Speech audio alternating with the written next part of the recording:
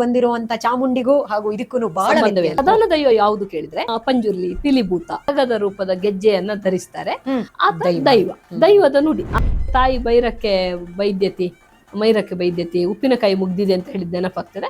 ಅದನ್ನು ಕೊಯ್ಲಿಕ್ಕೆ ಹೋಗ್ತಾನೆ, ಅವನಿಗೆ ಎಟಕುದಿಲ್ಲ. ಆಗ ಭೂತದ ಮಾಡಕ್ಕೆ ಕಾಲಿಟ್ಟ, ಕಲಶಕ್ಕೆ ಕಾಲಿಟ್ಟ ಅಂತ ಸ್ಟೋರೀಸ್ ನಲ್ಲಿ ಅದೇ ಈ ತರ ಆಗಿದೆ ಅಥವಾ ಆಗಿದ್ದಾನೆ ಅಥವಾ ಅವ್ರು ಆ ಒಂದು ದೈವತ್ವ ಪಡೆದಿರಬಹುದು ಮಾಯಾ ಆಗಿ ಅಂತ ಬಂತಲ್ಲ, ಅದರದ್ದು ನಮ್ಗೆ ಮಾಹಿತಿ ತಿಳಿಸ್ಕೊಂಡು. ಸಾಮಾನ್ಯವಾಗಿ ತುಳುನಾಡಲ್ಲಿ ದೈವತ್ವ ಯಾರಿಗೆ ಹೇಗೆ ಸಿಗ್ತದೆ ಹೇಳುವುದಕ್ಕೊಂದು ಸಿದ್ಧ ಸೂತ್ರವಿಲ್ಲ. ಆ ದುರಂತವನ್ನು ಅಪ್ಪಿದವರೆಲ್ಲರೂ ದೈವತ್ವ ಪಡೆಯುವುದಿಲ್ಲ. ಪಂಜುರ್ಲಿ, ಪಿಲಿಭೂತ, ಹುಲಿಭೂತ, ನಾಗಭೂತ, ನಾಗ ಇಲ್ಲ, ಸುಮಾರು ಒಂದು 20-28 ಮುಸ್ಲಿಂ ಮೂಲದ ದೈವಗಳಿಗೆ ಆರಾಧನೆ ಇರುವುದನ್ನು ನಾನು ಈ ಪುಸ್ತಕದಲ್ಲಿ ಬರೆದೇನೆ.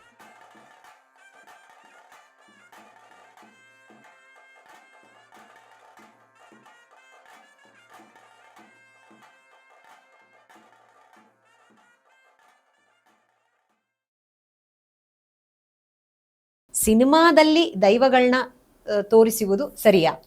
ನೃತ್ಯ, ನಾಟಕ, ಯಕ್ಷಗಾನ, ಸಿನಿಮಾ ಎಲ್ಲವೂ ದೃಶ್ಯ ಕಾವ್ಯಗಳು. ಹೌದು, ಆ ದೃಶ್ಯ ಮಾಧ್ಯಮದಲ್ಲಿ ಕಾಣುವಂಥದ್ದು. ಯಕ್ಷಗಾನದಲ್ಲಿ ದೈವಗಳನ್ನ ತೋರಿಸಿ ಎಷ್ಟು ವರ್ಷಗಳಾಯ್ತು ಗೊತ್ತಿಲ್ಲ ನನಗೆ. ನಾನು ಸಣ್ಣಗಿರುವಾಗ್ಲೇ ಯಕ್ಷಗಾನದಲ್ಲಿ ದೈವಗಳನ್ನು ತೋರಿಸ್ತಾರೆ ಅಲ್ವಾ? ಅದು ಒಂದು ದೃಶ್ಯ ಕಲೆ ಅಲ್ವಾ? ಹೌದು, ಅದರಲ್ಲಿ ತೋರಿಸಿದ್ದಾರೆ. ಹೌದು. ಹಾಗಿರುವಾಗ ಸಿನಿಮಾ ಕೂಡ ಒಂದು ದೃಶ್ಯ ಕಲೆ, ತೋರಿಸಿದ್ರೆ ತಪ್ಪೇನಿದೆ? ಕರೆಕ್ಟ್. ಇನ್ನು ತೋರಿಸುವ ರೀತಿ ತಪ್ಪಾಗಬಾರ್ದು ಹೇಳುದನ್ನು ನಾನು ಒಪ್ಪಿಕೊಳ್ತೇನೆ. ಆ ದೈವದ ಗಾಂಭೀರ್ಯಕ್ಕೆ, ಘನತೆಗೆ, ಪಾವಿತ್ರ್ಯತೆಗೆ ಧಕ್ಕೆ ಬರಬಾರ್ದು. ಹಾಗೆ ಧಕ್ಕೆ ಬರದ ಹಾಗೆ ತೋರಿಸಿದ್ರೆ ತಪ್ಪಿಲ್ಲ. ಯಕ್ಷಗಾನದಲ್ಲಿ ಧಕ್ಕೆ ಬರುವ ಹಾಗೆ ತೋರಿಸಿಲ್ಲ, ಹಾಗಾಗಿ ತಪ್ಪಿಲ್ಲ. ಹಾಗೆ ಧಕ್ಕೆ ಬರದ ಹಾಗೆ ಸಿನಿಮಾದಲ್ಲಿ ತೋರಿಸಿದ್ರೆ ತಪ್ಪೇನು? ದೈವವನ್ನು ಆ ಪರವ ಪಂಬದ ನಲಿಕೆ ಸಮುದಾಯದವರೇ ಕಟ್ಟುದು, ಹಾಗೆ ಬೇರೆಯವರು ರಿಷಬ್ ಶೆಟ್ಟಿ ಕಟ್ಟಿದ್ದು ತಪ್ಪು ಅಂತ ಹೇಳಿ ವಾದ ಇದೆ. ದಯಾನಂದ ಕತ್ತಲ್ ಸರ್, ಹೌದು, ದಯಾನಂದ ಕತ್ತಲ್ ಸರ್ ತುಳು ಅಕಾಡೆಮಿಯ ಮಾಜಿ ಅಧ್ಯಕ್ಷರು, ಇವರೆಲ್ಲ. ಹಾಗೆ ಬೇರೆಯವರದ್ದೆಲ್ಲ ತುಂಬಾ ವಾದ ಇದೆ. ಈಗ ಕತ್ತಲ್ ಸರ್ ಕೋಲವಾಗಿ ತೋರಿಸಬಾರದಿತ್ತು ಅಂತ ಹೇಳಿ ಈಗ ಕಟ್ಟಿದ್ದ ಬಗ್ಗೆ ಅಲ್ಲ, ಕೋಲಾಗಿ ತೋರಿಸಬಾರದಿತ್ತು. ಆದ್ರೆ ನನ್ನ ಪ್ರಶ್ನೆ, ದಯಾನಂದ ಕತ್ತಲ್ ಸರ್ ಅವರೇ ಯಕ್ಷಗಾನದಲ್ಲಿ ಒಂದು ಕೊರಗಜ್ಜನ ಪಾತ್ರವನ್ನು, ಕೊರಗತನಿಯ ದೈವದ ಪಾತ್ರವನ್ನು ಮಾಡಿದ್ದಾರೆ. ಒಬ್ಬ ದೈವ ನರ್ತಕನೇ ಸ್ವತಃ ಯಕ್ಷಗಾನದಲ್ಲಿ ಕೊರಗತನಿಯ ದೈವದ ಪಾತ್ರವನ್ನು ಮಾಡಬಹುದಾದ್ರೆ ರಿಷಬ್ ಶೆಟ್ಟಿ ಪಂಜುರ್ಲಿ ದೈವದ ಪಾತ್ರವನ್ನು ಯಾಕೆ ಮಾಡಬಾರ್ದು? ತಪ್ಪೇನಿದೆ ಅದರಲ್ಲಿ ಅಲ್ವಾ? ಹೌದು, ತೋರಿಸುವ ರೀತಿ ತಪ್ಪಾದ್ರೆ ನಾನು ಕೂಡ ಒಪ್ಪಿಕೊಳ್ತೇನೆ. ಇನ್ನು ಅದಕ್ಕೆ ಅವರು ಸ್ಪಷ್ಟೀಕರಣ ಹೇಳುದಂದ್ರೆ ಕೊರಗತನಿಯ ದೈವ ಆಗುವ ಮುಂಚಿನ ಪಾತ್ರ ನಾನು ಮಾಡಿದ್ದು ಅಂತ. ಅದೆಲ್ಲ ಇವರು ಹೇಳಿದಾಗ ಮಾಡ್ಲಿಕ್ಕೆ ಆಗುದಿಲ್ಲ. ದೈವವನ್ನು ತೋರಿಸಬಾರ್ದಂದ್ರೆ ಯಕ್ಷಗಾನದಲ್ಲಿ ತೋರಿಸಿದ್ದು ತಪ್ಪು, ಬೇರೆದಲ್ಲಿ ತೋರಿಸಿದ್ದು ಕೂಡ ತಪ್ಪು. ತೋರಿಸಬಹುದು ಅಂತಾದ್ರೆ ಅವರು ತೋರಿಸಿದ್ದು ಸರಿ, ಇವರು ತೋರಿಸಿದ್ದು ಸರಿ ಅಲ್ಲ. ಯಕ್ಷಗಾನದಲ್ಲಿ ಎಷ್ಟೋ ಸಮಯದಿಂದ ತೋರಿಸಿದ್ದಾರೆ. ಹಾಗಾಗಿ ಅದು ಪರಿವರ್ತನೆ ಜಗನಿಯಮ. ಮೊದಲು ಸಿನಿಮಾ ಇರ್ಲಿಲ್ಲ, ಹಾಗೆ ಸಿನಿಮಾದಲ್ಲಿ ತೋರಿಸಿರ್ಲಿಲ್ಲ. ಈಗ ಸಿನಿಮಾ ಇದೆ, ತೋರಿಸ್ತಾರೆ. ಅವರು ಕೂಡ ಅದಕ್ಕೆಲ್ಲ ಸ್ವಲ್ಪ ಅಧ್ಯಯನ ಮಾಡಿರ್ತಾರೆ. ಹೌದು, ಈ ತರ ತಪ್ಪಾಗಿ ತೋರಿಸೋದು ತಪ್ಪಾಗಿ. ಈಗ ಅಲ್ಲಿ ಬಹಳ ಚರ್ಚೆ ಬಂತು, ಸುವರ್ಣ ಚಾನೆಲ್ ಎಲ್ಲ ನೀವು ನೋಡಿರ್ಬೋದು. ನನಗೆ ಇದಾದಂತ ತುಂಬಾ ಜನ ಕೇಳಿದ್ರು. ಎಲ್ಲಾ ಚಾನೆಲ್ ಚರ್ಚೆ ಬಂತು. ಕಾಂತಾರ ಭಾಗ 2ರಲ್ಲಿ, ಈಗ ಅಧ್ಯಾಯ 1ರಲ್ಲಿ, ಚಾಪ್ಟರ್ 1ರಲ್ಲಿ ಚಾಮುಂಡಿ ಮತ್ತೆ ಗುಳಿಗನನ್ನ ಅಕ್ಕ ತಮ್ಮ ಅಂತ ಕರೆದಿದ್ದಾರೆ, ಇದು ತಪ್ಪು ಅಂತ. ಇದಕ್ಕೆ ನಾನು ತಕ್ಷಣ ಉತ್ತರ ಕೊಟ್ಟೆ. ನನ್ನ ಈ ಪುಸ್ತಕ ತೆರೆದು ನೋಡ್ಬೋದು. ಇದರಲ್ಲಿ ಕರಿ ಚಾಮುಂಡಿ ಅಂತ ಒಂದು ದೈವ. ಚಾಮುಂಡಿ ಯಾವ ಚಾಮುಂಡಿ ಅಂತ ಅಲ್ಲಿ ಹೇಳಿಲ್ಲ, ಚಾಮುಂಡಿ ಅಂತ ಅಷ್ಟೇ ಹೇಳಿದ್ದಲ್ಲಿ. ಹೌದು, ಕರಿ ಚಾಮುಂಡಿಯ, ಮುಡ ಚಾಮುಂಡಿಯ, ಕೆರೆ ಚಾಮುಂಡಿ ಅಂತ ಹೇಳಿಲ್ಲ. ಜನರಲ್ ಆಗಿ ಪ್ರತ್ಯೇಕ ಚಾಮುಂಡಿ ಹೆಸರು ಯಾರು ಹೇಳುದಿಲ್ಲ, ಚಾಮುಂಡಿ ಅಂತಲೇ ಹೇಳುದು. ನಾವು ಅಧ್ಯಯನಗಾರರು ಗುರುತಿಸ್ಲಿಕ್ಕೋಸ್ಕರ ಒಂದ್ ಕಡೆ ಎಲ್ಲೋ ಐತಿಹ್ಯವನ್ನು ಆಧರಿಸಿ ಆಗ್ತೇವೆ ಅಷ್ಟೇ. ಹಾಗೆ ಅಲ್ಲಿ ಚಾಮುಂಡಿ ದೈವ, ಇಲ್ಲಿ ಕರಿ ಚಾಮುಂಡಿ ದೈವಕ್ಕೆ ಒಂದು ಇಲ್ಲಿ ಮಡಪ್ಪಾಡಿಯಲ್ಲಿ ಆರಾಧನೆ ಇದೆ. ಅಲ್ಲಿ ಆರಾಧನೆ ಆಗುವಾಗ ಗುರುವಪ್ಪ ಅನ್ನುವರು ಪಾಡ್ದನ ಹೇಳಿದ್ದಾರೆ. ಆ ಪಾಡ್ದನದಲ್ಲಿ ಕರಿಚಾಮುಂಡಿಯ ತಾಯಿ, ತಂದೆ ಕಾನಕಲ್ಲಟೆರಾಯ, ತಾಯಿ ನೆಲವುಲ್ಲ ಸಂಖ್ಯೆ ಅಂತ ಹೇಳಿದ್ದಾರೆ. ಆಮೇಲೆ ಇನ್ನೊಮ್ಮೆ ಅದೇ ಪಾಡ್ದನವನ್ನು 2 ಸಾಲು ಬಿಟ್ಟು ಹೇಳುವಾಗ ಗಾಳಿಭದ್ರ ದೇವರು ಮತ್ತೆ ನೆಲವುಲ್ಲ ಸಂಖ್ಯೆ ಅಂತ ಹೇಳಿದ್ದಾರೆ. ಆಗ ನಾನು ಅದಾದ ನಂತರ ಅವರಲ್ಲಿ ಕೇಳಿದೆ, ಅದು ಯಾಕೆ ಕಾನವಲ್ಲಟೆ ದೇವರು ಮತ್ತೆ ಗಾಳಿಭದ್ರ ದೇವರು ಅದು ಇಬ್ಬರು ಒಂದೇ? ಗಾಳಿಭದ್ರ ದೇವರಿಗೆ ಕಾನಕಲ್ಲಟೆ ರಾಯ ಅಂತ ಹೆಸರು, ಯಾಕಂದ್ರೆ ಗಾಳಿ ಕಲ್ಲನ್ನು ಕೂಡ ತಳ್ಳಿಕೊಂಡು ಹೋಗ್ತದೆ ಅಂತ ಅರ್ಥ. ಹಾಗೆ ಕಾನತಲ್ಲಟೆ ರಾಯ, ಅದು ಕಾನಕಲ್ಲಟೆ ರಾಯ ಅಂತ ಗಾಳಿಭದ್ರ ದೇವರಿಗೆ ಹೇಳುದು ಅಂತ ಹೇಳಿದ್ರು. ಹಾಗೆ ಹೌದು. ಹಾಗಾದ್ರೆ ಚಾಮುಂಡಿಯ ತಂದೆ ತಾಯಿ ಗಾಳಿಭದ್ರ ದೇವರು ಮತ್ತೆ ನೆಲವುಲ್ಲ ಸಂಖ್ಯೆ ಅಂತ ಇರುವುದು ಹೌದು. ಗುಳಿಗನ ಐತಿಹ್ಯದಲ್ಲಿ ಕೂಡ ಹಾಗೆ ಇದೆ. ಗುಳಿಗನ ತಂದೆ ಗಾಳಿಭದ್ರ ದೇವರು ಮತ್ತು ನೆಲವುಲ್ಲ ಸಂಖ್ಯೆ. ಹಾಗಿರುವಾಗ ಇವರನ್ನ ಅಕ್ಕ ತಮ್ಮ ಅಂತ ಹೇಳಿದ್ರಲ್ಲಿ ತಪ್ಪೇನು? ನನಗೆಲ್ಲೂ ಇವರಿಬ್ರು ಅಕ್ಕ ತಮ್ಮ ಅನ್ನುವ ಐತಿಹ್ಯ ಸಿಗ್ಲಿಲ್ಲ, ಆದ್ರೆ ತಂದೆ ತಾಯಿ ಇಬ್ಬರು ಒಂದೇ ಅನ್ನುವ ಕಥಾನಕ ಸಿಕ್ಕಿದೆ. ಹಾಗಿರುವಾಗ ರಿಷಬ್ ಶೆಟ್ಟಿ ಅವರಿಗೆ ಇವರಿಬ್ರು ಅಕ್ಕ ತಮ್ಮ ಅನ್ನುವ ಕಥಾನಕ ಎಲ್ಲಾರು ಸಿಕ್ಕಿರ್ಬೋದು, ಐತಿಹ್ಯ ಸಿಕ್ಕಿರ್ಬೋದು, ಅವರು ಮಾಡಿರ್ಬೋದು. ಹಾಗಾಗಿ ಅದು ದೊಡ್ಡ ತಪ್ಪು ಅಂತ ನಂಗೆ ಅನಿಸುದಿಲ್ಲ. ಇನ್ನು ಗುಳಿಗ ದೈವ ಗಡ್ಡ ಇರುವ ಹಾಗೆ ತೋರಿಸಿದ್ದಾರೆ ಯಾರು, ರಿಷಬ್ ಶೆಟ್ಟಿ ಅವರೇನೋ ಅಲ್ಲಿ ಗಡ್ಡ ತೋರಿಸಿದ್ದಾರೆ ಅಂತ. ಗುಳಿಗ ದೈವಗಳಿಗೆ ಗಡ್ಡ ಇರಬಾರ್ದು ಅಂತಿಲ್ಲ. ದೈವಗಳಿಗೆ ಗಡ್ಡ ಇದ್ದವರು ದೈವ ಕಟ್ಟಬಾರ್ದು ಅಂತಿಲ್ಲ. ಸಾಮಾನ್ಯವಾಗಿ ದೈವ ಕಟ್ಟುವವರಿಗೆ ಗಡ್ಡ ಇರುವುದಿಲ್ಲ. ಯಾಕೆಂದ್ರೆ ಅವರು ಸ್ತ್ರೀ ದೈವಕ್ಕೂ ಕಟ್ತಾರೆ, ಪುರುಷ ದೈವಕ್ಕೂ ಕಟ್ತಾರೆ. ಹಾಗಾಗಿ ಆಮೇಲೆ ಪುರುಷ ದೈವ ಕಟ್ಟುವಾಗ, ಈಗ ಅರಸು ದೈವಗಳಿಗೆಲ್ಲ ಗಡ್ಡ ಇದೆ, ಬೆರ್ಮೆರಿಗೆ ಗಡ್ಡ ಇದೆ, ಆಗ ಕೃತಕವಾಗಿ ದೊಡ್ಡ ಕಟ್ಟ, ಉಳ್ಳಾಕುಲಿಗೆಲ್ಲ ಇದೆ, ಕೃತಕವಾಗಿ ದೊಡ್ಡ ಗಡ್ಡ ಕಟ್ತಾರೆ. ಹಾಗಾಗಿ ದೈವ ಕಟ್ಟುವವರಿಗೆ ಆವೇಶ ಬರುವವರಿಗೆ ಗಡ್ಡ ಇರಬಾರ್ದು ಅಂತಿಲ್ಲ. ಇನ್ನು ಗುಳಿಗನಿಗೆ ಗಡ್ಡ ಇಲ್ಲ ಅಂತ ಒಂದು ವಾದ. ಹೆಚ್ಚಿನ ಗುಳಿಗ ದೈವಗಳಿಗಿಲ್ಲ. ಪಣೆ ಅಡಿ ಅಂತ ಕೋಟ್ಟಾಯಂನಲ್ಲಿ ಆರಾಧನೆ ಆಗ್ತದೆ. ಪರಂಬತ್ತಮ್ಮ ಅಂತ ಹೇಳಿ ಒಂದು ಅಲ್ಲಿ ಊರಿನಲ್ಲಿ, ಅಥವಾ ಅದು ದೇವಾಲಯ, ನಾನು ಹೋಗಿದ್ದೇನೆ ಅಲ್ಲಿ. ವಯನಾಡಿನಲ್ಲಿ ಕೂಡ ಒಂದ್ ಕಡೆ ಆಗಿತ್ತು, ಅದು ಹರಿಕೆಯಾಗಿ ಆಗಿದ್ದವಾಗ. ಅಲ್ಲೆಲ್ಲ ಒಂದು ಗುಳಿಗನಿಗೆ, ಅಲ್ಲಿ 8 ಗುಳಿಗನ ಆರಾಧನೆ ಇತ್ತು, ಒಂದು ಗುಳಿಗನಿಗೆ ಗಡ್ಡ ಇತ್ತು. ಅದು ಯಾವ ಗುಳಿಗ ಅಂತ ನಂಗೆ ಗೊತ್ತಿಲ್ಲ, ಅದು ಮಲಯಾಳದಲ್ಲಿ ಇತ್ತು, ಗೊತ್ತಿಲ್ಲ. ಸನ್ಯಾಸಿ ಗುಳಿಗ ಅಂತ ಒಂದು ದೈವ ಇದೆ. ಈ ದೈವಕ್ಕೆ ಮೂಲತಃ ಗಡ್ಡ ಇದೆ. ಹಾಗಾಗಿ ಗಡ್ಡ ಇದ್ದವರು ಗುಳಿಗನನ್ನ ಮಾಡಿದ್ದು ಹೊಡೆದು ತಪ್ಪು ಅಂತ ಹೇಳಲಿಕ್ಕೆ ಆಗುದಿಲ್ಲ. ಇನ್ನು ಯಕ್ಷಗಾನದಲ್ಲಿ ದೈವವನ್ನ ತೋರಿಸುವಾಗ ಮೂಲದಲ್ಲಿ ಇದ್ದ ಹಾಗೆ ತೋರಿಸುವುದಿಲ್ಲ, ವ್ಯತ್ಯಾಸ ಮಾಡಿದ್ದಾರೆ ವೇಷಭೂಷಣದಲ್ಲಿ. ಅದು ಅಪರಾಧ ಅಲ್ಲ ಅಂತಂದ್ರೆ ಇಲ್ಲಿ ಸ್ವಲ್ಪ ಗಡ್ಡ ಇದ್ದದಲ್ಲಿ ತಪ್ಪೇನಿದೆ ಅಲ್ವಾ? ದೊಡ್ಡ ಅಪರಾಧ ಅಂತ ಹಂಗನಿಸುದು. ಇನ್ನು ದೈವಗಳು ಸಂಹಾರ ಮಾಡುದಿಲ್ಲ, ರಕ್ತ ಹೀರುದಿಲ್ಲ ಅಂತ. ಇದೇನಾಯ್ತು ಗೊತ್ತಾ, ದೈವ ನರ್ತಕರೇ ಆಗಿದ್ರು ಕೂಡ ಇವರಿಗೆ ಎಲ್ಲ ದೈವದ ಮಾಹಿತಿ ಇರುವುದಿಲ್ಲ. ಅವರು ಯಾವುದನ್ನು ಕಟ್ತಾರೆ, ಅವರಿಗೆ ದೈವದ ಚಾಕ್ರಿಯವರಿಗೂ ಅಷ್ಟೇ, ಅವರವರಿಗೆ ಯಾವ ದೈವದ ಗೊತ್ತಿದೆ ಅಷ್ಟು, ಎಲ್ಲ ಕಥಾನಕ ಗೊತ್ತಿರುವುದಿಲ್ಲ. ಅಂದ್ರೆ ಪ್ರಾಕ್ಟೀಸ್ ಅಲ್ಲಿ ಏನ್ ಬಂದಿರತ್ತೋ ಅದನ್ನ ಮಾಡ್ಕೊಂಡು ಬರ್ತಾರೆ ಅಂತನಾ? ಮತ್ತೆ ನಮ್ಗೆ ಇವಾಗ ಇನ್ನೊಂದು ಕುತೂಹಲ, ಇನ್ನೊಂದು ಕ್ವಶನ್. ಈ ದೈವದ ನೀವು ಹೇಳಿದ್ರಿ ಹೆಂಗೆ ಏನು ಯಾವ ತರ ಮಾಡ್ಕೊಂಡು ಬಂದಿದ್ದಾರೆ ಅಂತ. ಕುತೂಹಲ ಏನಂತಂದ್ರೆ, ಈ ದೈವ ಹುಟ್ಟಿದ್ದೇ ಎಲ್ಲಿಂದ, ಅಂದ್ರೆ ಎಲ್ಲಿಂದ ಬಂತು? ಹೇಳಿದ್ದಲ್ಲ, ದೈವ ಮೂಲ ಆರಾಧನೆ ಟೊಟೆಮಿಕ್ ವರ್ಷಿಪ್, ಪ್ರಾಣಿ ಮೂಲ ಆರಾಧನೆ. ಪಂಜುರ್ಲಿ, ಪಿಲಿಭೂತ, ಹುಲಿಭೂತ, ನಾಗಭೂತ, ನಾಗ, ಇಲ್ಲೆಲ್ಲ. ಇನ್ನೊಂದು ಬೆರ್ಮೇರ್ ಅನ್ನುವ ಶಕ್ತಿ, ಬೆರ್ಮೇರ್ನ ಸೇರಿಗೆಗೆ ಸಂದು ತುಂಬಾ ದೈವಗಳಿದ್ದಾರೆ. ಇದು ಬೆರ್ಮೇರು ಯಾರು ಹೇಳುದು ಎಕ್ಸಾಕ್ಟ್ ಗೊತ್ತಿಲ್ಲ. ಹಿರಿಯ, ಪೆರಿಯ, ಪೆರುಮಾಳ ಅಂದ್ರೆ ಹಿರಿಯ ಅಂತ ಅರ್ಥ, ಸುಬ್ರಹ್ಮಣ್ಯನಿಗೆ ಪೆರುಮಾಳ ಅಂತ ಹೇಳುದು. ಇಲ್ಲಿ ನಮ್ಮಲ್ಲಿ ಬೆರ್ಮೇರ್ ಅಂತ ಹೇಳ್ತೇವೆ, ಹಿರಿಯ ಅಂತ. ಬಹುಶಃ ತುಳುನಾಡನ್ನು ಆಳಿದ ಹಿರಿಯ ರಾಜ, ಬಹಳ ಜನಾನುರಾಗಿ. ಆತ ಮಾತಿಗೆ ತಪ್ಪಿ ರಾಜ್ಯವನ್ನ ಕಳ್ಕೊಂಡಿದ್ದಾನೆ. ಆತನಿಗೆ ಗಡೀಪಾರಿನ ಶಿಕ್ಷೆ ಆಗಿದೆ ಬಹುಶಃ ಎಲ್ಲಿಂದಲೂ. ಹಾಗಾಗಿ ನಮ್ಮ ಕೇರಳದಲ್ಲಿ ಪಾತಾಳಕ್ಕೆ ತಳ್ಳುದಲ್ಲ, ಒಡಕು ದೋಣಿಯಲ್ಲಿ ಕುಳ್ಳಿರಿಸಿ ಸಮುದ್ರಕ್ಕೆ ದೂಡಿ ಬಿಡುದು ಅಂತಿರುವುದು ಪನಿಷ್ಮೆಂಟ್. ಅಂದ್ರೆ ಒಟ್ಟು ಈ ಹೊಸ ರಾಜ. ಆಗ ಆತ ತನ್ನ ರಾಜ್ಯವನ್ನ ತಪ್ಪಿ ಅಲೆದಾಡಿದ್ದಾನೆ. ಆಗ ಅವನು ಉಳಕೊಂಡ ಜಾಗ ಎಲ್ಲ ಬೆರ್ಮೆರ ತಾಣ ಆಗಿ ನಾವು ಆರಾಧನೆ ಮಾಡ್ತಾ ಇದ್ದೇವೆ, ಬ್ರಹ್ಮಸ್ಥಾನ ಆಗಿ. ಬೆರ್ಮೆರ ತಾಣ ಬ್ರಹ್ಮಸ್ಥಾನ ಆದ್ದು ಕಾಲಾಂತರದಲ್ಲಿ, ಅದೇ ಬ್ರಹ್ಮಲಿಂಗೇಶ್ವರ ಆದ್ದು ನಂತರ. ಹಾಗೆ ಅವನು ಉಳಕೊಂಡ ಜಾಗ ಎಲ್ಲ ಬ್ರಹ್ಮಸ್ಥಾನ. ಪ್ರಜೆಗಳು ರಾತ್ರಿ ಹೊತ್ತು ಹೋಗಿ ಅವನನ್ನು ಹುಡುಕಿಕೊಂಡು ಹೋಗಿ ಆಹಾರ ಕೊಡ್ತಿದ್ದಿರಬಹುದು. ಹಾಗಾಗಿ ಇವತ್ತಿಗೂ ಬಲೀಂದ್ರ ಪೂಜೆಯ ದಿವಸ ಮೂಲೆ ಮೂಲೆಗೆ ದೀಪ ಹಿಡಿದು ಕೂ ಹಾಕ ಕರೀಲಿಕ್ಕುಂಟು. ಯಾರಿಗೆ ಕೂ ಹಾಕುದು? ಆ ಅರಸ ಎಲ್ಲಿದ್ದಾನೆ ಅಂತ ಪತ್ತೆ ಮಾಡ್ಲಿಕ್ಕೆ. ಹಗಲು ಅರಸನಿಗೆ, ಅರಸರ ಚಾರರಿಗೆಲ್ಲ ಗೊತ್ತಾಗ್ತದೆ, ಹೋಗಿ ಕೊಡ್ತಾ ಇದ್ರು. ಹಾಗೆ ಅವನೇ ಆ ತುಳುವರ ಹಿರಿಯ ಜನಾನುರಾಗಿಯೇ ಬೆರ್ಮೇರು ಇರಬಹುದು ಅಂತ ಅಂದಾಜು. ಆತನ ಸೇರಿಗೆಗೆ ಸಂದು ತುಂಬಾ, ಆತನ ಪರಿವಾರದವರು, ಕೋಟಿ ಚೆನ್ನೈಯರು, ಇವರೆಲ್ಲ. ಸಾಮಾನ್ಯವಾಗಿ ತುಳುನಾಡಲ್ಲಿ ದೈವತ್ವ ಯಾರಿಗೆ ಹೇಗೆ ಸಿಗ್ತದೆ ಹೇಳುವುದಕ್ಕೊಂದು ಸಿದ್ಧ ಸೂತ್ರವಿಲ್ಲ. ಅದಕ್ಕೊಂದು ಯಾರಿಗೆ ಯಾವಾಗ ದೈವಗಳಾಗ್ತಾರೆ ಹೇಳಲಿಕ್ಕಾಗುದಿಲ್ಲ. ದುರಂತವನ್ನು ಅಪ್ಪಿದವರೆಲ್ಲರೂ ದೈವತ್ವ ಪಡೆಯುವುದಿಲ್ಲ. ದುರಂತ ಮತ್ತೆ ದೈವತ್ವ ಒಟ್ಟಿಗೆ ಸಾಗಿದೆ, ಆದ್ರೆ ದುರಂತವನ್ನು ಅಪ್ಪಿದವರೆಲ್ಲರೂ ದೈವಗಳಾಗ್ಲಿಲ್ಲ. ಸಾಮಾನ್ಯವಾಗಿ ಅತಿಮಾನುಷ ಸಾಹಸವನ್ನು ಮೆರೆದಂತಹ ವೀರರು ದೈವತ್ವವನ್ನು ಪಡೆದು ಆರಾಧಿಸಲ್ಪಡುತ್ತಿದ್ದಾರೆ. ಉದಾಹರಣೆಗೆ ಕೋಟಿ ಚೆನ್ನಯ್ಯ, ಕಾನದ ಕಟದ, ಮುದ್ದ ಕಳಲ, ಎಣ್ಣೂರು ದೈಯು, ಕೇಲತ್ತ ಪೆರ್ನೆ, ಕೋಟೆದ ಬಬ್ಬು, ತನ್ನಿಮಾಣಿಗ, ಬಬ್ಬರಿಯ, ಇವರೆಲ್ಲ ಅತಿಮಾನುಷ ಸಾಹಸಿಗಳಾಗಿದ್ರು ಇಲ್ಲಿ. ಇನ್ನು ಅನ್ಯಾಯವನ್ನು ಪ್ರಶ್ನೆ ಮಾಡಿದಂತಹ ಕೊರಗತನಿಯರಂತವರು ಕೂಡ ದೈವತ್ವವನ್ನು ಪಡೆದು ಆರಾಧನೆ ಪಡೀತಾರೆ. ಇನ್ನು ಬೇರೆಯವರಿಂದ ಅನ್ಯಾಯಕ್ಕೊಳಗಾದವರು, ಉದಾಹರಣೆಗೆ ಕೊರಗತನಿಯ ಅಂತ ಹೇಳಿ ಭಾವಿಸಿದಂತ ಒಂದು ದೈವ ಇದೆ. ವಾಸ್ತವದಲ್ಲಿ ಅದು ಬೆಲೆಟಂಗರಜ್ಜ ಅಂತ. ವೇಷಭೂಷಣ ಕೊರಗತನಿಯನಾಗಿ ಸ್ವಲ್ಪ ಇರುವ ಕಾರಣ ಜನ ಗೊಂದಲ ಮಾಡ್ಕೊಂಡಿದ್ದಾರೆ. ಬೆಲೆಟಂಗರಜ್ಜ ಆತ ವೇಣೂರು ಅರಸ ಸಾಕಿದಂತ ಒಂದು ಅನಾಥ ಮಗು. ಬಹಳ ಜಾಣೆ ಇತ್ತು. ವೇಣೂರ ಅರಸ ಯಾವ ಕಾಲದಲ್ಲಿ ಅಂತ ಗೊತ್ತಾಗಲಿಲ್ಲ, ಒಂದು ಹೊಸ ಅರಮನೆಯನ್ನ ನಿರ್ಮಾಣ ಮಾಡ್ಲಿಕ್ಕೆ ಹೋಗ್ತಾನೆ. ಅದಕ್ಕೆ ಮೇಯ್ನ್ ತೊಲೆ ಕಟ್ಟಬೇಕಲ್ಲ, ತೊಲೆ ನಿರ್ಮಾಣ ಮಾಡ್ಲಿಕ್ಕೆ ಸರಿಯಾಗಿ ಬೇರೆಯವರಿಗೆ ಶಿಲ್ಪಿಗಳಿಗೆ ಆಗುದಿಲ್ಲ, ಕಾಷ್ಟ ಶಿಲ್ಪಿಗಳಿಗೆ, ಬಡಗಿಗಳಿಗೆ, ಆಚಾರಿಗಳಿಗೆ ಆಗುದಿಲ್ಲ. ಈ ಹುಡುಗ ಮಾಡಿ ಕೊಡ್ತಾನೆ. ಅರಸರೇ ಸಾಕಿದ ಮಗ, ಅನಾಥ ಮಗು ಅದು.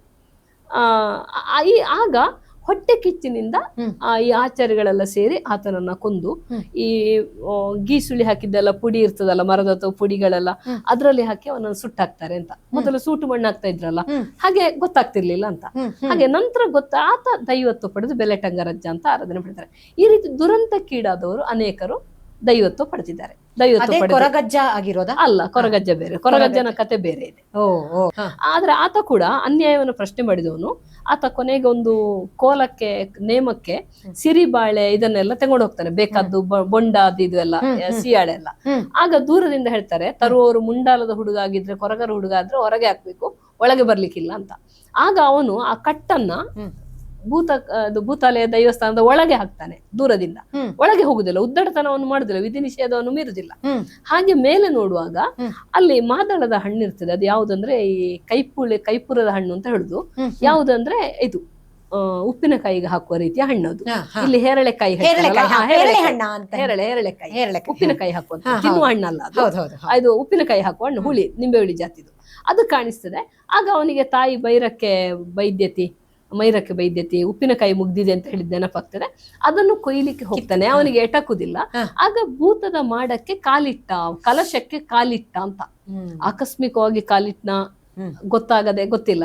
ಒಟ್ಟು ಅವನು ಬೇಕು ಅಂತ ಭೂತದ ಮಾಡಕ್ಕೆ ಕಾಲಿಡುವಂತ ಉದ್ದಟ ವ್ಯಕ್ತಿ ಅಲ್ಲ. ಯಾಕೆಂದ್ರೆ ಉದ್ದಟ ಆಗಿದ್ರೆ ತಾನು ಒಳಗೆ ಬರ್ತಿದ್ದ ಅಲ್ವಾ ಮೊದಲೇ.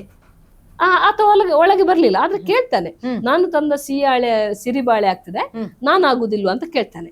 ನಂತರ ಅವನ ಮೇಲೆ ನೋಡಿದಾಗ ಉಪ್ಪಿನಕಾಯಿ ಹಾಕಿ ಮುರಿದು ಇದನ್ನು ತರ್ತಾನೆ. ಅಲ್ಲಿ ಬಹುಶಃ ಅಲೌಕಿಕ ನೆಲೆಯಲ್ಲಿ ಏನ್ ಹೇಳ್ತಾರೆ ಅಂದ್ರೆ, ಅಲ್ಲಿ ದೈವಗಳು ಅವನನ್ನ ಕಿರುದೃಷ್ಟಿಯಲ್ಲಿ ನೋಡಿದ್ರು, ಕಿರು ಕಣ್ಣಿನಲ್ಲಿ ಮಾಯ ಮಾಡಿದ್ರು ಅಂತ. ಅಲ್ಲಿ ಈ ವಿಧಿ ನಿಷೇಧಗಳು ಆದಿಮಾನವನ ಕಾಲದ ಅಲಿಖಿತ ಶಾಸನಗಳಾಗಿದ್ರು, ಅದನ್ನು ಮೀರುವಂತಿರ್ಲಿಲ್ಲ.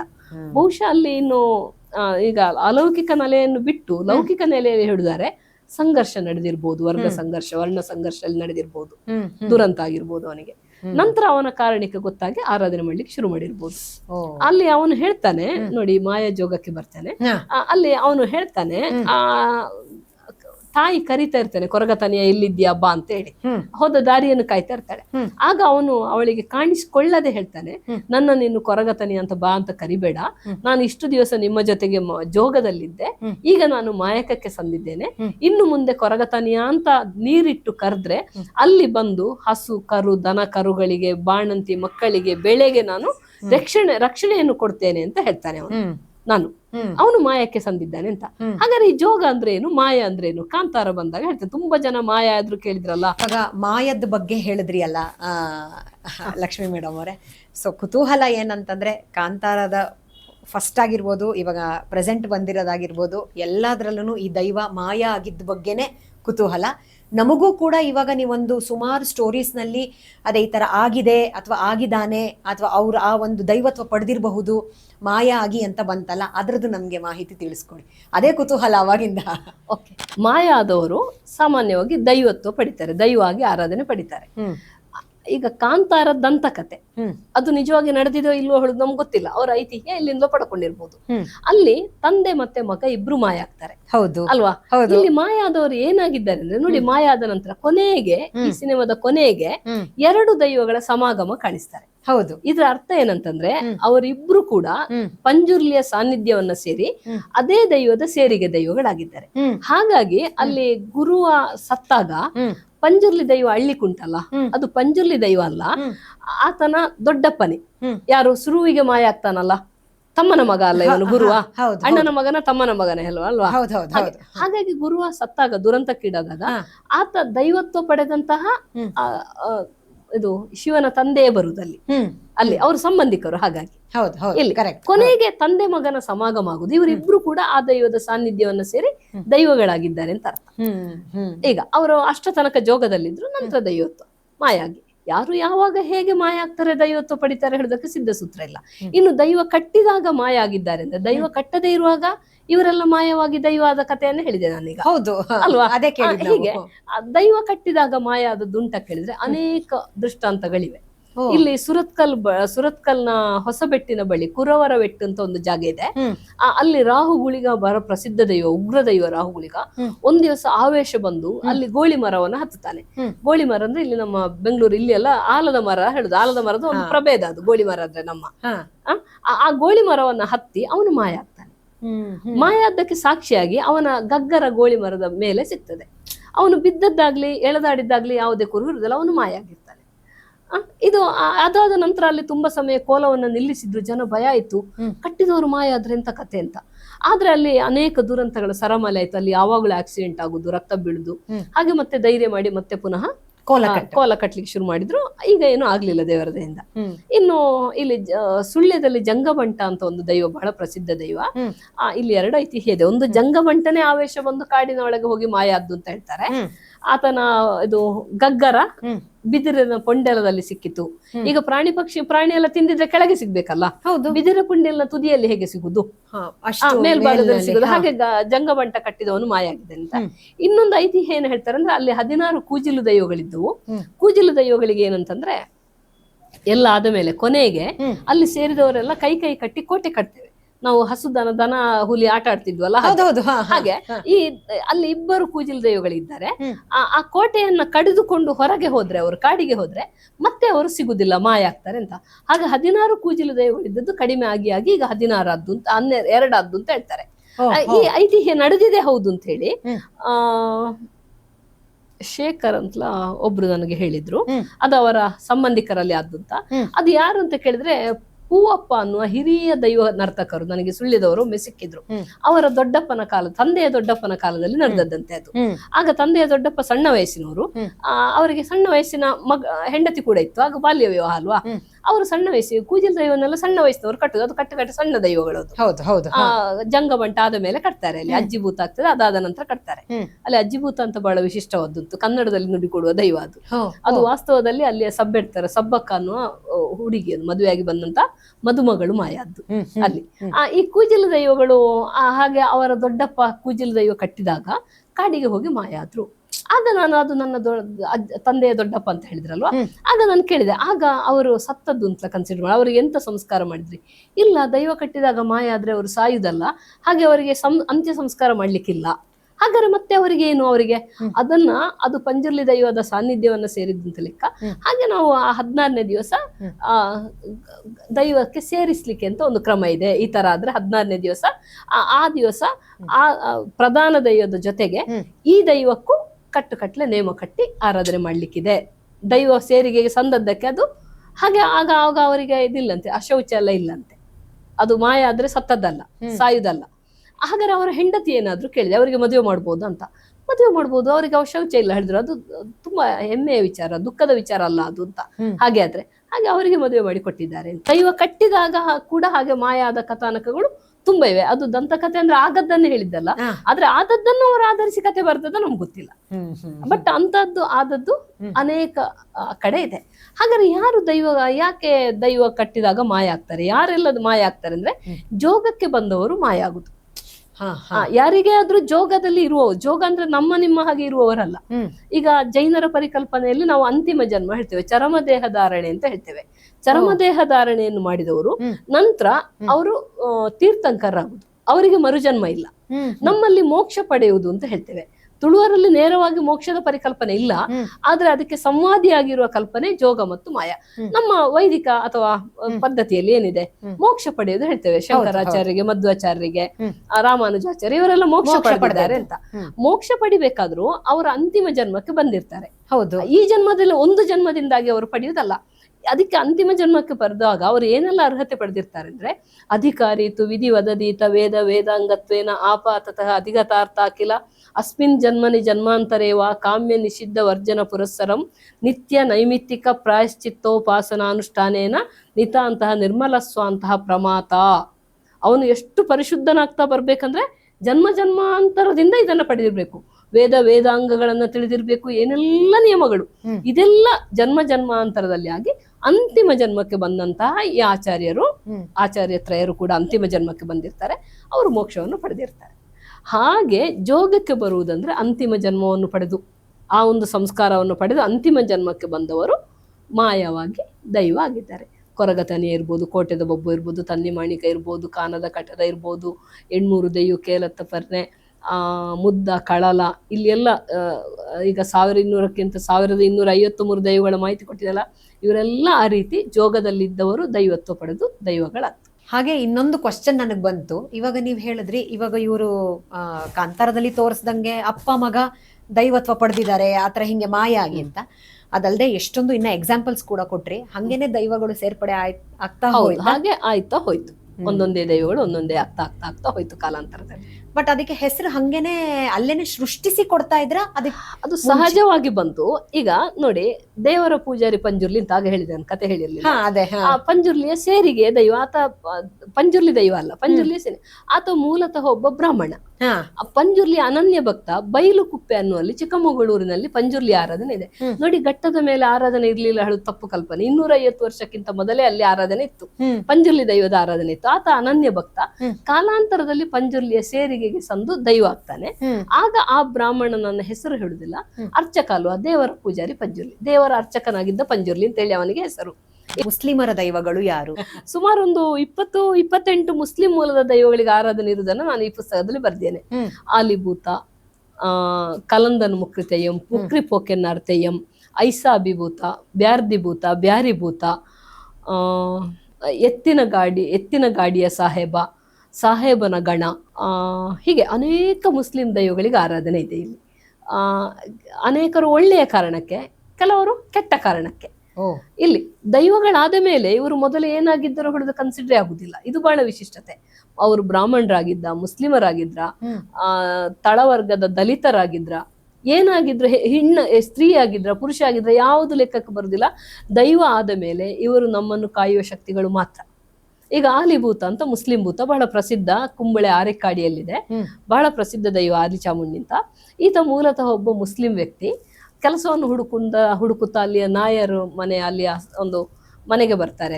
ಅಲ್ಲಿ ಅವರು ಆಶ್ರಯ ಕೊಡ್ತಾರೆ. ಆತ ಮಾಂತ್ರಿಕ ವ್ಯಕ್ತಿ. ಆತ ಆ ಮನೆಯ ಹುಡುಗಿಯನ್ನ ಕಾಮಿಸ್ತಾನೆ, ಬಲವಂತ ಮಾಡ್ತಾನೆ. ಆಗ ಏನ್ ಮಾಡುದು ಗೊತ್ತಾಗುದಿಲ್ಲ ಜನರಿಗೆಲ್ಲ. ಹೋಗಿ ಅಲ್ಲಿ ಚಾಮುಂಡಿಯನ್ನ, ಭಗವತಿಯನ್ನ ಪ್ರಾರ್ಥನೆ ಮಾಡ್ತಾರೆ.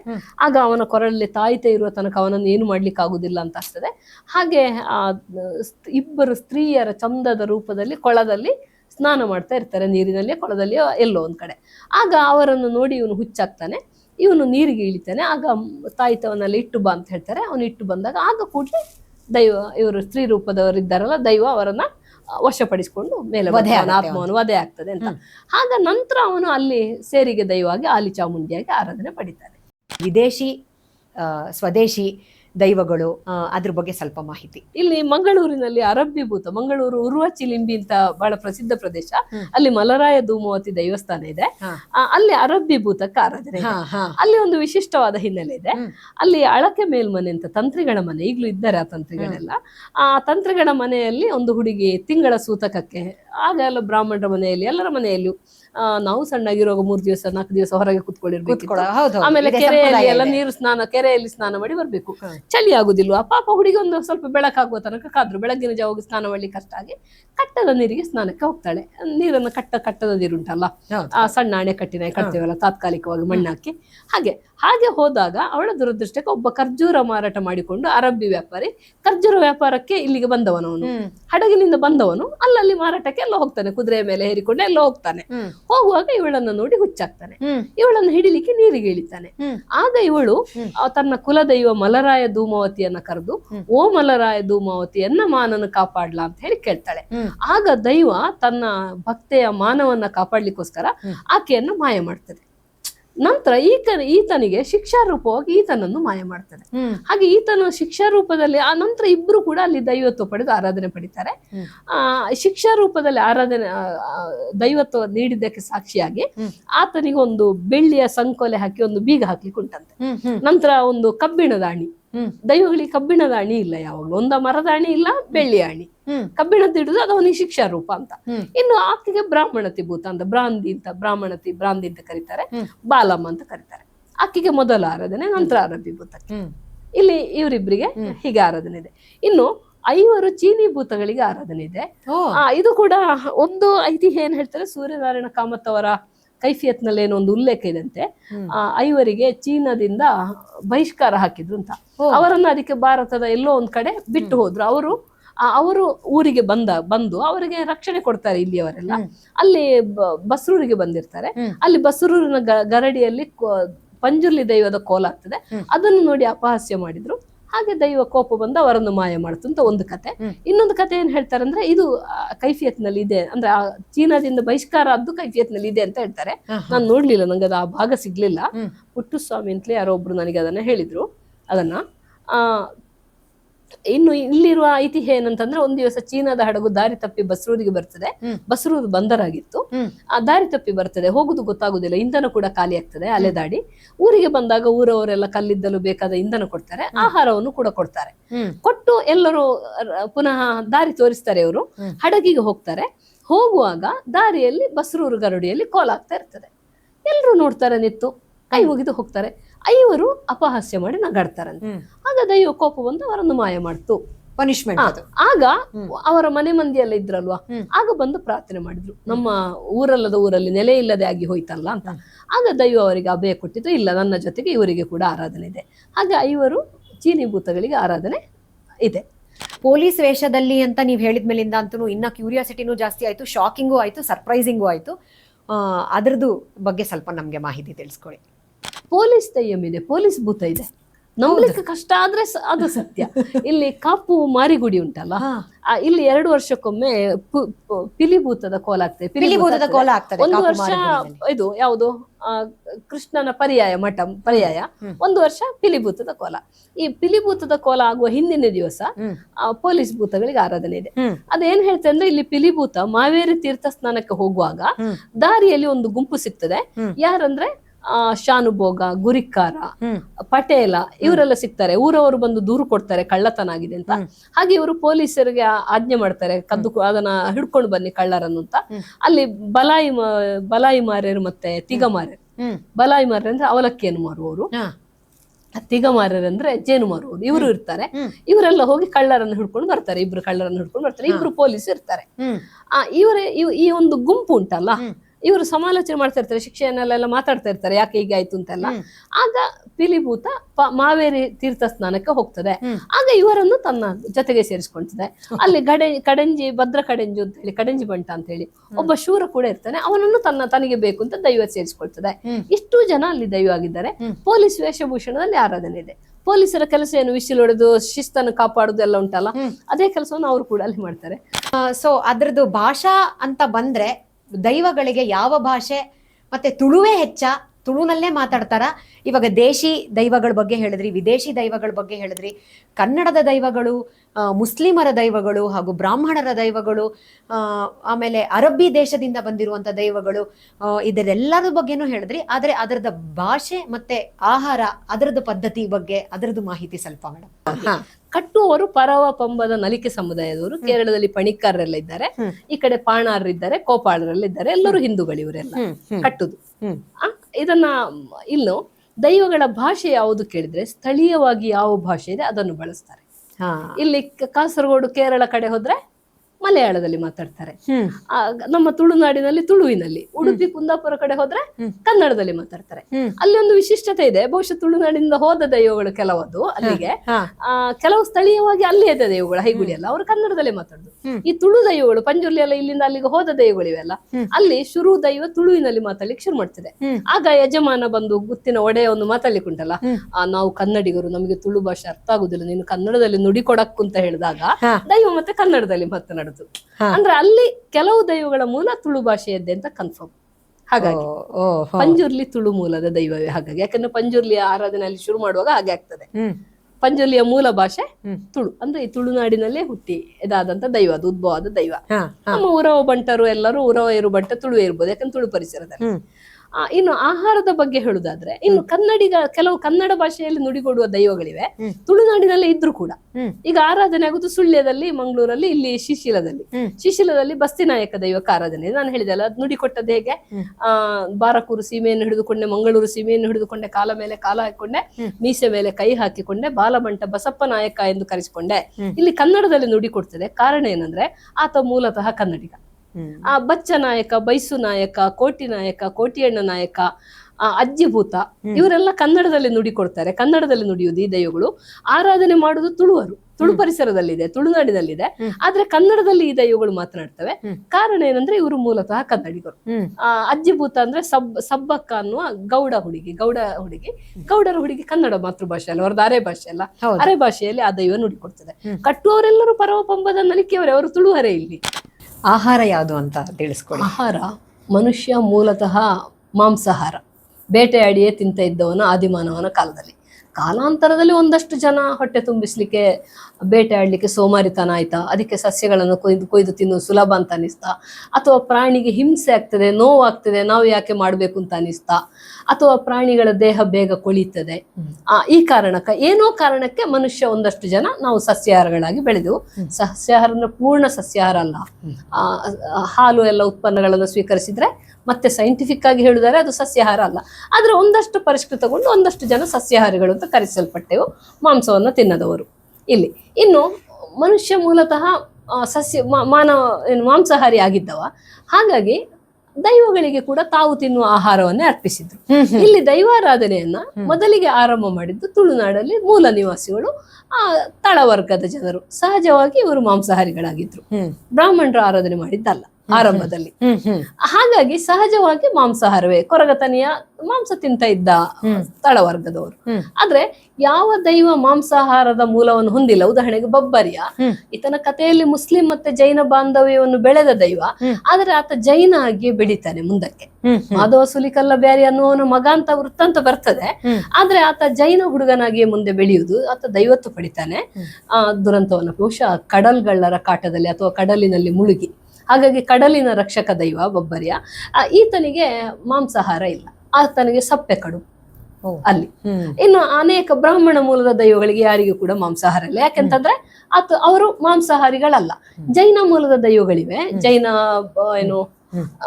ಗುಜ್ಜಾರ್ಲು ಅಂತೆಲ್ಲ ಇದೆ, ಜೈನ ಗುಜ್ಜಾರ ಅಂತೆಲ್ಲ, ಜೈನ ಭೂತ ಇದೆ. ಇವರಿಗೆಲ್ಲ ಮಾಂಸಾಹಾರ ಇಲ್ಲ, ಯಾಕೆಂದ್ರೆ ಇವರು ಮೂಲತಃ ಸಸ್ಯಾಹಾರಿಗಳು.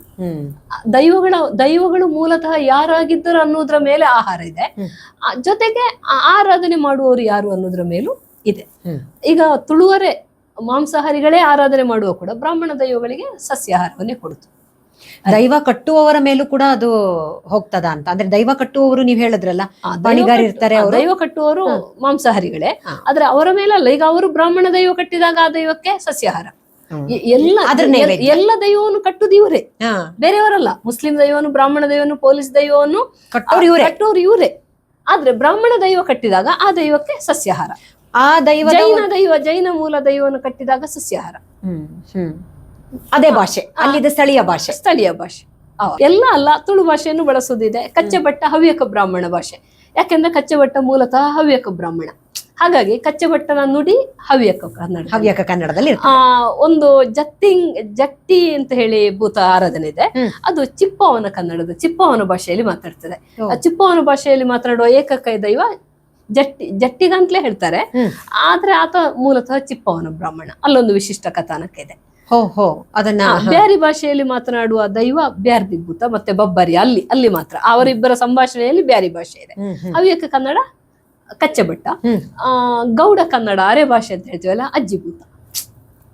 ಇನ್ನುಳಿದಂತೆ ಜನರಲ್ ಆಗಿ ಕನ್ನಡ, ಕೋಟಿ ನಾಯಕ, ಬಸ್ತಿ ನಾಯಕ, ಬಚ್ಚ ನಾಯಕ, ಕಾರಿಂಜತ್ತಾಯ, ಇವರೆಲ್ಲ ಕನ್ನಡದಲ್ಲೇ ಮಾತಾಡ್ತಾರೆ. ಇಲ್ಲಿ ಕನ್ನಡ ಬೀರ ಕನ್ನಡ ಅಲ್ಲಿ ನುಡಿಯುವಾಗ. ಉಳಿದಂತೆ ತುಳು.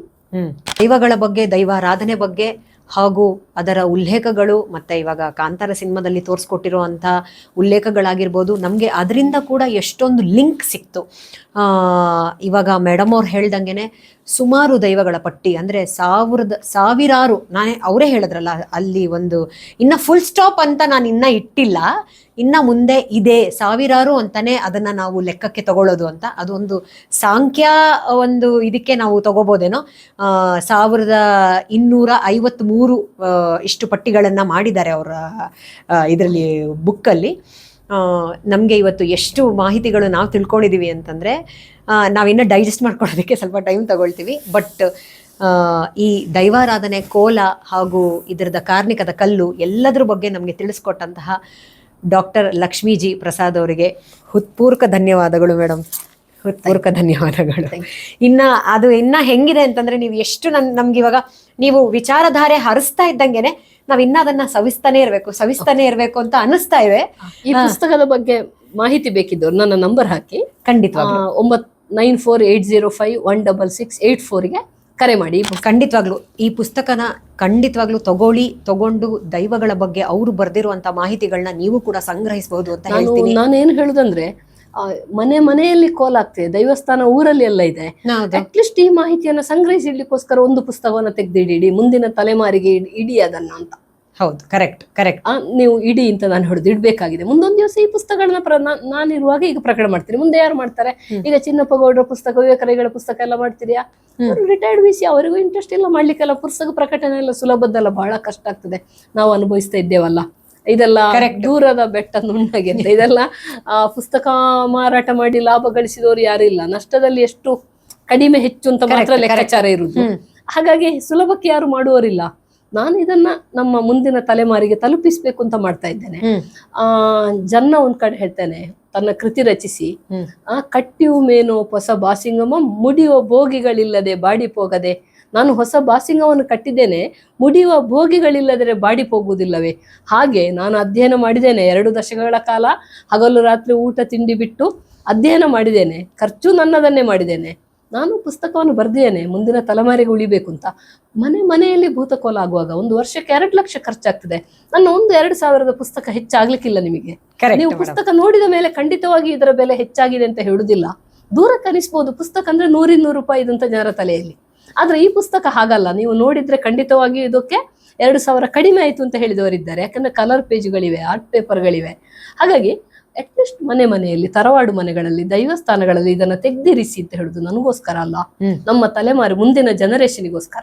ಮುಂದಿನ ತಲೆಮಾರಿಗೆ ನಮ್ಮ ದೈವಗಳ ಮಾಹಿತಿ ಗೊತ್ತಿರ್ಬೇಕಲ್ಲ. ದೈವ ಕಟ್ಟುವವರಿಗೆ ಯಾರಿಗೂ ಗೊತ್ತಿಲ್ಲ, ಎಲ್ಲ ಕಳೆದು ಹೋಗ್ತಾ ಇದೆ ಅಂತ. ಈಗ ಅಳಿದುಳಿದದ್ದನ್ನ ನಾನು ಸಂಗ್ರಹ ಮಾಡಿ ವಿಶ್ಲೇಷಣೆ ಮಾಡಿ ಬರ್ತಿದ್ದೇನೆ ಇದರಲ್ಲಿ. ಹಾಗೆ ತೆಗ್ದಿಡಿ ಅಂತ ನಾನು ಹೇಳುದು.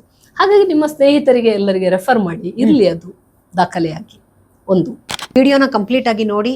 ಮೇಡಮ್ ಅವ್ರದ್ದು ಮಾಹಿತಿ ಕೂಡ ನಾವು ಹಾಕಿರ್ತೀವಿ, ಮತ್ತು ಮೇಡಮ್ ಅವ್ರ ಅಡ್ರೆಸ್ಸು ಮತ್ತು ಈ ಪುಸ್ತಕನ ನೀವು ಹೇಗೆ ತೊಗೊಳ್ಬೋದು ಅನ್ನೋ ಕಂಪ್ಲೀಟ್ ಡೀಟೇಲ್ಸು ನಿಮಗೆ ನಮ್ಮ ವಿಡಿಯೋನಲ್ಲಿ ಕಮೆಂಟ್ ಸೆಕ್ಷನಲ್ಲಿ ಖಂಡಿತವಾಗ್ಲೂ ನಿಮಗೆ ಲಭ್ಯವಿರುತ್ತೆ.